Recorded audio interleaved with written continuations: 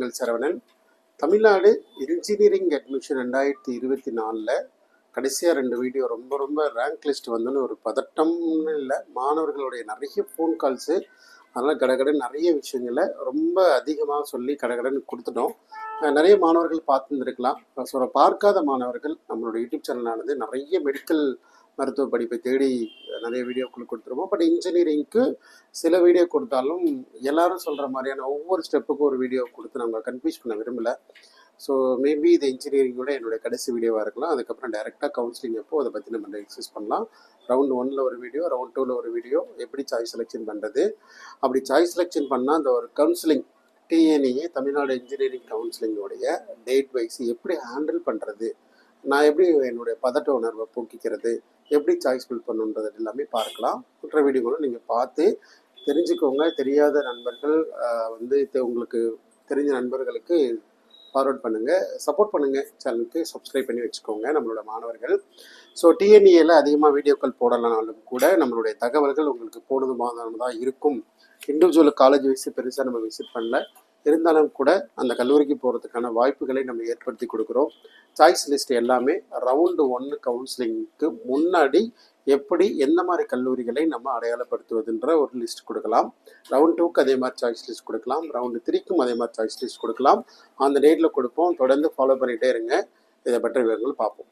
So இன்ஜினியரிங்கோடைய இன்னைக்கு current update, இன்னைக்கு நீங்கள் உங்களோட மனநிலை என்னவெல்லாம் இருக்கலாம், எப்படிலாம் பண்ணணும் அப்படின்ற என்னுடைய பர்சனல் ஒப்பீனியனை நான் சில விஷயங்கள் சொல்கிறேன். ஃபர்ஸ்ட் ஆஃப் ஆல் நான் என்ன பண்ணுவேன்னா, 2 ப்ராசஸ் மட்டும் உங்களுக்கு ரொம்ப ரொம்ப கிளாரிட்டியாக இருக்கணும். Choice filling, so very clarity ரொம்ப ரொம்ப இம்பார்ட்டண்ட்டு. அதுக்கு நீங்கள் நிறைய ப்ரிப்பரேஷன். டைட்டிலில் உங்கள் பெயர், நீங்கள் என்ன ரேங்க்கு, கம்யூனிட்டி ரேங்க்குன்னு இது டைட்டில் எழுதிக்கோங்க.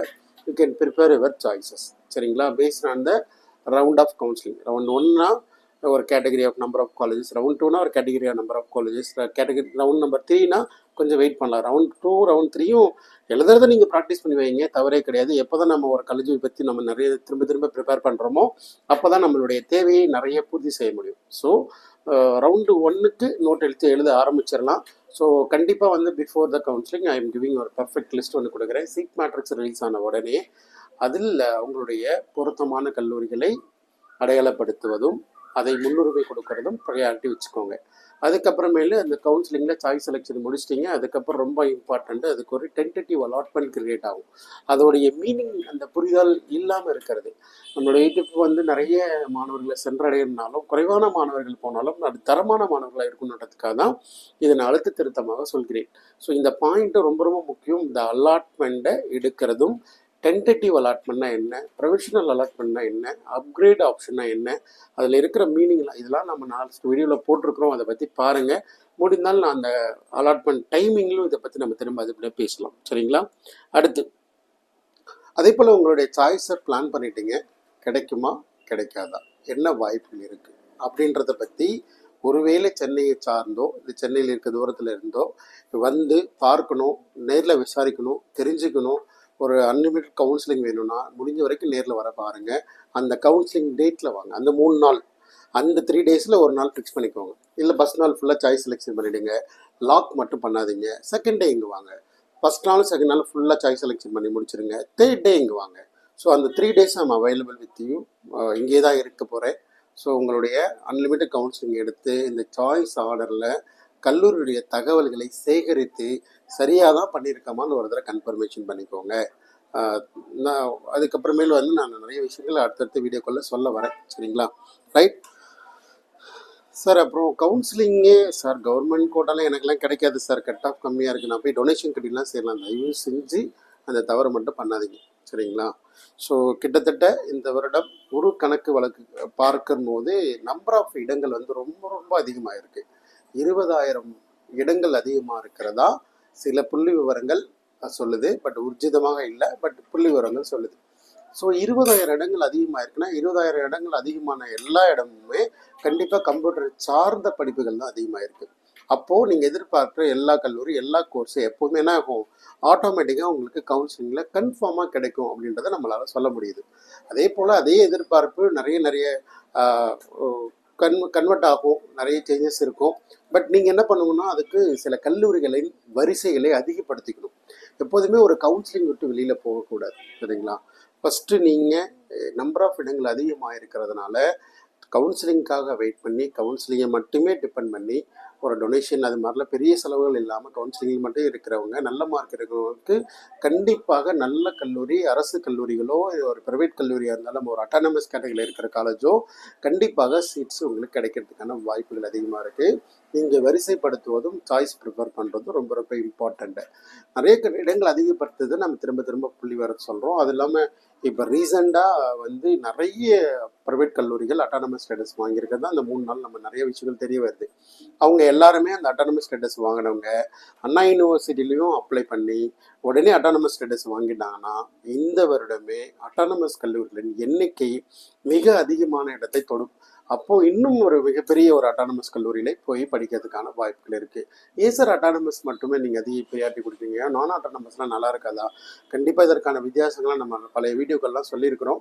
பட் என்னுடைய பர்சனல் ப்ரிசெப்ஷன் நான் அட்டானமஸ்க்கு கொஞ்சம் முக்கியத்துவம் கொடுக்குறேன். காரணம் கார்ப்பரேட் கம்பெனிஸ் இவங்கெல்லாம் வந்து ஃபஸ்ட்டு அரசு கல்லூரியும் தரமான கல்லூரியும் அட்டானமஸ் கல்லூரிகளும் அதுக்கப்புறம் நான் அட்டானமஸ் கல்லூரிகளும் இப்படி வரிசைப்படுத்தி பார்ப்பதாக சில புள்ளி விவரங்கள் நமக்கு சொல்கிறது. ஸோ அதை வச்சு நம்ம சொல்கிறோம். அது இல்லாமல் சில கோர்சஸ் இதெல்லாமே வந்து நம்ம என்ன பண்ணிக்கலாம்னா ஃபைனல் இயர் வரைக்கும் வெயிட் பண்ணணுன்ற அவசியமே இல்லை. உங்களுடைய தியரி பேப்பர்ஸ் எல்லாமே 3 இயர்ஸ்லேயே கம்ப்ளீட் பண்ண முடியும். நீங்கள் வந்து இயர்லியராகவே ஒரு சில பேப்பர் எடுத்து படிச்சுக்கலாம், ஒரு எலெக்டிவ் எடுத்து எக்ஸஸாக படிச்சுக்கலாம், அப்புறம் 4th இயர் ஃபுல்லாகவே நீங்கள் ஒரு இன்டர்ன்ஷிப் போகலாம், ஒரு ப்ராஜெக்ட் மட்டும் பண்ணலாம். இது மாதிரிலாம் நிறைய விஷயங்களை ஒரு அட்டானமஸ் கேம்பஸில் கஸ்டமைஸ்டாக நீங்கள் லேர்னிங் கெப்பாசிட்டி பொறுத்து பண்ணிக்கலாம். இல்லை எக்ஸ்டெண்டடாகவும் நீங்கள் என்ன பண்ணிக்கலாம், 5th இயரில் நான் கடைசி செமஸ்டர் வரைக்குமே 4th இயரில் கடைசி செமஸ்டர் வரைக்குமே படிக்கிறேன் அப்படின்ற மாதிரி எடுத்துக்கலாம்.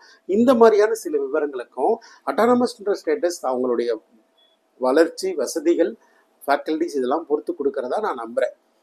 ஒரு நாக் அக்ரிடேஷனாக இருக்கட்டும், ஒரு அட்டானமஸ் ஸ்டேட்டஸாக இருக்கட்டும், இதெல்லாமே இந்த விவரங்கள்லாம் பார்த்து கொடுத்துருக்கிறதா நான் நம்புகிறேன். அதனால் நான் அட்டானமஸ் கல்லூரிக்கு முக்கியத்துவம் கொடுக்குறேன். இதில் இருக்கிற மாணவர்கள் அட்டானமஸ் கல்லூரியை தேடுதலாக இருக்கிறீங்களா? ஒன்றும் இல்லை, நீங்கள் சாய்ஸ் ப்ரிப்பேர் பண்ணுங்கள். இல்லை ஃபோன் மூலயமா தொடர்பு கொண்டு அதை பற்றி இன்ஜினியரிங் பற்றி கேளுங்க. இல்லை சாய்ஸ் செலெக்ஷன் அனுப்பிச்சிட்டு எங்கிட்ட வந்து சில டீட்டெயிலை வந்து இது கிடைக்குமா கிடைக்காதுன்ற ஒரு கொஷின் மார்க் கேளுங்க. ஸோ அதற்கு பதில் சொல்லவும் ரெடி. இல்லைன்னா நேரில் வந்து ஒரு டிஸ்கஷன் பண்ணிக்கிறது பெட்டர்மெண்ட் ஆப்ஷனு. ஸோ யாராக இருந்தாலும் நீ என்ன வேணால் படி, எங்கே வேணால் படி, நம்மளுடைய ஆலோசனை கேட்டுட்டு கொண்டு போய் படி. இதை தான் நான் பெற்றோர்களுக்கு திரும்ப திரும்ப சொல்லிகிட்டே இருக்கிறேன். எங்கே வேணால் படிங்க. நீங்கள் அரசு கல்லூரியில் சந்தோஷம். ஒரு ப்ரைவேட் காலேஜ் வந்து அட்டானமஸ் காலேஜில் படிக்கிறீங்களா, அதற்கான வழிமுறையை நம்ம எடுத்து பொறுத்து கொடுக்கலாம். ஸோ இதை தான் நம்ம வந்து சொல்லணும். அதே போல் இந்த 3rd ரவுண்டு வரைக்குமே சில அரசு கல்லூரிகளில் இடம் இருக்கிறத நம்ம பார்க்குறோம். ஏன்னா அரசு கல்லூரிகளில் வெறும் 20,000 தான் இன்க்ளூடிங் ஹாஸ்டலே. ஒரு சிவில் இன்ஜினியரிங்கோ ட்ரிபிள்இயோ மெக்கானிக்கலோ வரைக்கும் கிடைக்கலாம் அப்படின்றத எதிர்பார்க்குறோம். ஈவன்தோ கவர்மெண்ட் காலேஜஸ்ஸு அதே போல் கவுன்சிலிங்கில் பார்ட்டிசிபேட் பண்ணி ஸ்டூடெண்ட்ஸ் கன்ஃபார்ம் சீட்டு கண்டிப்பாக நீங்கள் கவுன்சிலிங்கில் பார்ட்டிசிபேட் பண்ணுற எல்லா மாணவர்களுக்குமே 1,93,000 ஒரு 30,000-40,000 மாணவர்கள் கலந்துக்காமல் போகிறாங்க. இந்த மாதிரி பல்வேறு காரணங்களுக்காக விலகி போகிறாங்கன்ற மாதிரி போனாலும் கூட நமக்கு உறுதியாக இடம் இருக்கிறது. சரிங்களா? அதில் அட்டானமஸ் கல்லூரிகளை பார்ப்பதில் மிக முக்கியத்துவம். ப்ரைவேட் நான் அட்டானமஸ் கேட்டகரியில் இருக்கிற நல்ல கல்லூரிகளும் இருக்கிறாங்க. அவங்களுடைய எஃபர்ட்டை, அவங்களுடைய திறமை, அதுவும் வந்து நல்ல ஒரு ஃபோக்கஸ்டாக நல்ல ஒரு டேலண்ட்டை வளர்த்துக்கிற ஒரு கல்லூரியாக தான் பார்க்குறோம். அதே போல் 7.5 ஸ்டூடெண்ட்ஸ் ரொம்ப ரொம்ப முக்கியம். ஏன்னா இப்போ 2 இடங்கள் அதிகமாகும் போது 7.5ல் இருக்கிற இடங்கள் ஆட்டோமேட்டிக்காக அதிகமாகும். ஒவ்வொரு வருஷமும் அதிக பார்ட்டிசிபெண்ட்டை நம்ம வந்து பார்க்குறோம்.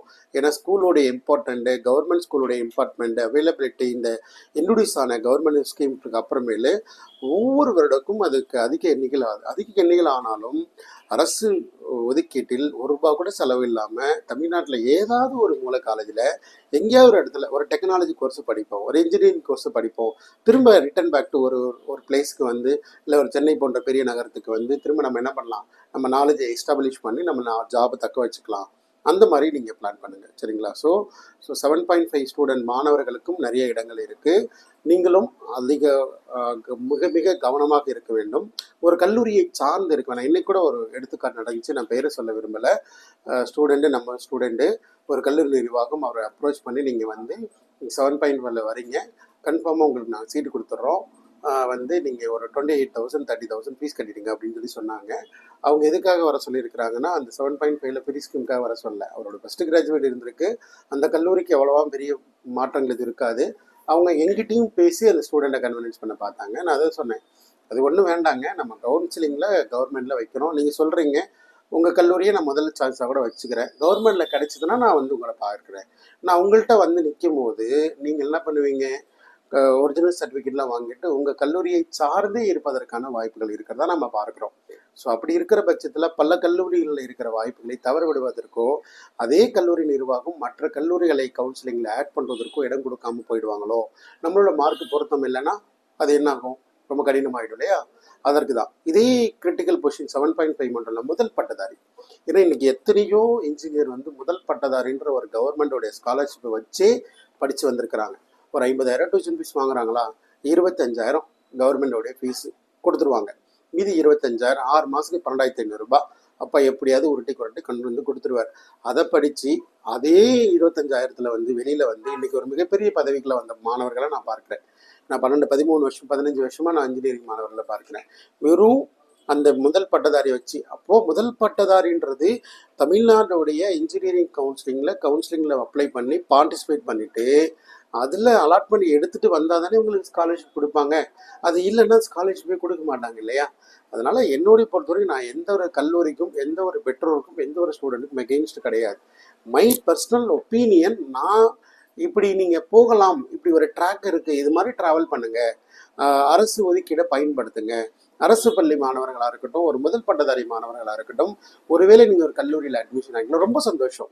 ஒரு மேனேஜ்மெண்ட் கூட சார் காலேஜில் கேட்டாங்க, எனக்கு ரொம்ப சூப்பராக பேசினாங்க, பிடிச்ச மாதிரி பேசினாங்க, எல்லாமே எனக்கு ரொம்ப கம்ஃபர்டபுளாக. அப்படி சொல்லும் போதே அவங்க என்ன சொன்னாங்க, முதல் பட்டதாரியில் ஒரு 25,000 போயிடும், மீதி வரும் 25,000 மட்டும் கட்டினா போதும், இதெல்லாம் சொல்கிறாங்க. ஆனால் அதே கல்லூரி நிர்வாகம் உங்களுக்கு அடுத்து சில கல்லூரி முதல் சாய்ஸாக அந்த கல்லூரி இருக்கட்டும், ஆனால் அந்த ரவுண்டில் ஒருவேளை மற்ற கல்லூரிகளை நீங்கள் ஆட் பண்ணாமல் கவுன்சிலிங்கை விட்டு அந்த கல்லூரிக்கு உங்களை விட அதிக மதிப்பெண் இருக்கிற மாணவர் அந்த கல்லூரி எடுத்துட்டாருன்னா உங்களுக்கு சீட்டு இல்லைன்னு அர்த்தம். அப்போது கவுன்சிலிங்கை விட்டு நீங்கள் வெளியில் போயிடுவீங்க. அடுத்த ரவுண்டு கவுன்சிலிங்கில் அதே கல்லூரியில் சீட்டு இருக்காது, மற்ற பிரபலமான கல்லூரிகளில் சீட்டுகள் இல்லாமலும் போயிடும். ஸோ அட்மிஷன் ஆகியிருந்தாலும் கூட பரவாயில்லை, அதே கல்லூரியோட நிர்வாகத்தோடைய பர்மிஷனோட இல்லை நீங்களே கூட அதை ஹேண்டில் பண்ணி சில கல்லூரிகளை அதற்கு ஈக்குவலான இருக்கிற கல்லூரிகளை ஆட் பண்ணி அதில் முதல் பட்டதாரின்ற ஒரு ஸ்காலர்ஷிப்பை மிஸ் பண்ணாமல் பயன்படுத்திக்க முயற்சி பண்ணுங்க. இது என்னுடைய காமன் அட்வைஸ், சரிங்களா? அது மட்டும் இல்லாமல் எப்போதுமே சாய்ஸஸ் வந்து ரொம்ப அதிகமாக எடுங்க. ஒரு 15 கல்லூரி நான் 2 காலேஜ் தான் சார் போடுவேன், 3 காலேஜ் தான் சார் போடுவேன், அதுக்கு மேலே ஐடியா இல்லை அப்படின்ற மாதிரி இருந்தால் ஓகே. பட் இருந்தாலும் எதுக்காக வந்து நம்பர் ஆஃப் சாய்ஸஸை அதிகப்படுத்திக்க சொல்கிறேன் அப்படின்னா, சீட்ஸ் கிடைப்பதற்கான வாய்ப்புகளை உறுதிப்படுத்தி கொள்வது. ஃபர்ஸ்ட் ரவுண்டு கூட பரவாயில்ல, 26,000 மாணவர்கள். செகண்ட் ரவுண்டு கூட ஓகே, ஆல்மோஸ்ட் ஒரு ஹையஸ்ட் வரல நம்பர். தேர்ட் ரவுண்ட்லாம் சான்ஸே இல்லை, எங்கே போய் நிற்கும், எப்படி வரும்னே நம்மளால சொல்ல முடியாது. ஏன்னா நீங்கள் வந்து ஒரு 100 சாய்ஸ் வச்சா கூட கிடைக்க முடியாமல் போகிறதுக்கான வாய்ப்புகள் இருக்குது, based on the number of students or availability உங்களுடைய ரேங்க்குக்கு முன்னாடி. ஸோ அதனால் தேர்ட் ரவுண்டெல்லாம் நீங்கள் அதிக சாய்ஸ் வைக்கணும். ஃபஸ்ட் ரவுண்டில் லிமிட்டடாக வச்சா கூட போதும், அதிக சாய்ஸ் வைப்பது எப்போதும் உத்தமம். செகண்ட் ரவுண்ட்லேயும் நீங்கள் வந்து நல்ல கவுண்ட்டு வந்து சாய்ஸஸ் வைக்கணும். தேர்ட் ரவுண்டில் உண்மையான ரொம்ப ரொம்ப அதிகமாக வைக்கணும். ஏன்னா முதல் பட்டதாரி மாணவர்களுக்கு அது வாய்ப்பு இழக்க நேரிடும். அதுவும் 7.5% மாணவர்கள் ரொம்ப ரொம்ப கடினம். இன்னொரு என்னென்னா 7.5% மாணவர்கள் ஒருவேளை கவர்மெண்டோடைய 7.5 ஸ்கீமில் கிடைக்கல. பட் என்னோடய எதிர்பார்ப்பு மைண்டில் இருக்கிறது அது 3 கல்லூரி. ஒருவேளை அப்போ மேனேஜ்மெண்ட் கூட போனாலும் உங்களுக்கு கவர்மெண்ட் மாதம் மாதம் ஒரு 1000 ரூபாய் கொடுக்குற அந்த ஸ்காலர்ஷிப்பு, அந்த மாதிரி இதெல்லாம் பயன்படுத்தி உங்களால் எவ்வளோ செலவுகளை குறைத்து உங்களுடைய இன்ஜினியரிங் படிப்பை தொடர்ந்து படித்து ஒரு டெக்னாலஜியை கற்றுக்க முடியுமோ அதற்கான முயற்சி பண்ணுங்கள். நிறைய பிளான் பண்ணுங்கள், பட் ரொம்ப நிறைய பிரீத்திங் டைம் இருக்குது. இங்கே என்ன ஒரே பிரச்சனை, மெடிக்கலுடைய கவுன்சிலிங் 2 மெர்ஜ் பண்ணுவாங்கன்னு எதிர்பார்த்தோம். பட்டு இன்ஜினியரிங் தனி ட்ராக் கொடுத்துட்டாங்க, மெடிக்கல் தனி ட்ராக்கு. ஸோ நிறைய மாணவர்கள் மெடிக்கல் போகக்கூடிய மாணவரும் கூட இப்போது அவங்க இடத்தை ஆக்குப்பை பண்ணுறதுக்கான வாய்ப்புகள் இருக்குது. நாளைக்கு மெடிக்கல் சீட் கிடைக்கும் போது இதை வெக்கேட் பண்ணி போகிறதுக்கான வாய்ப்புகள் இருக்குது. இதை தடுக்க முடியாது. என்னால் ஒரு 450 550 மார்க் இருக்கிற மாணவர் வந்து கவர்மெண்ட் கோட்டாவில் நமக்கு சீட் கிடைக்கலாம், என்ன பண்ணுறதுன்னு சொல்லிட்டு இங்கே என்ன பண்ணுவாங்க, ஒரு கவர்மெண்ட் கோட்டாவில் இருக்கிற டாப் ப்ரைவேட் காலேஜோட சீட்டை கையில் எடுத்து வச்சுப்பாங்க. நாளைக்கு என்ன பண்ணுவாங்க, மெடிக்கல் சீட்ஸ்க்கும் போயிடுவாங்க. ஸோ இந்த மாதிரியாக நிறைய அப்கிரேடேஷன் இருக்கும். பட் ரெண்டும் ஒன்றா நடந்துச்சுன்னா இந்த மாதிரி சில இடங்கள் உங்களுக்கு மதிப்பெண் கீழே இருக்கிற மாணவர்களுக்கு வாய்ப்பு கிடைக்க சான்ஸ் இருக்குது. எனவே இது நடப்பது நடக்கட்டும். மெடிக்கல் கவுன்சிலிங் அப்டேட் பார்ப்போம்.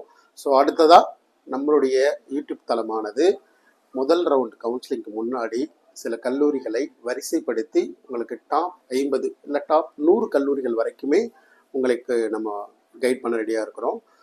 கண்டிப்பாக மேலும் தகவல் தேவைப்படும் போது கால் பண்ணுங்கள், இல்லை நேரில் வந்து பார்க்க ட்ரை பண்ணுங்கள். சரிங்களா? ஸோ அடுத்த வீடியோவில் பாருங்கள்.